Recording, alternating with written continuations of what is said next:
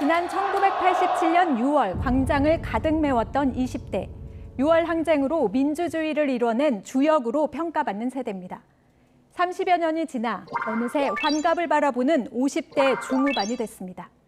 이들이 나이를 먹는 동안 한국 사회도 많이 바뀌었습니다. 우선 지난 1997년 처음으로 야당 대통령이 탄생했습니다.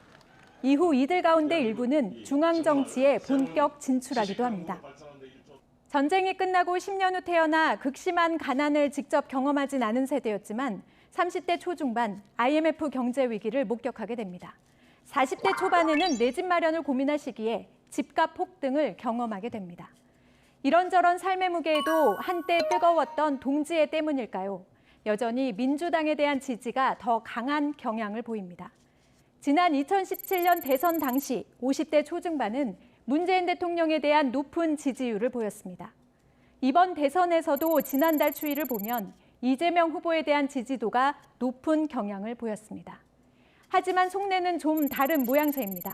현 정부 콘크리트 지지층인 40대를 비롯해서 다른 연령대의 정부 평가는 뚜렷한 양상이지만 50대는 상대적으로 갈팡질팡한 경향을 보입니다.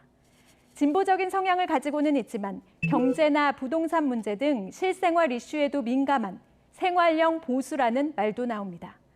50대는 전체 유권자 가운데 차지하는 비중이 가장 높은 세대인데요. 또 지난해 총선 때 투표한 사람들을 보니 50대 투표가 가장 많았습니다.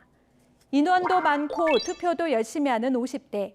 이번 대선에 캐스팅 보트라는 분석도 나옵니다. YTN 김혜은입니다.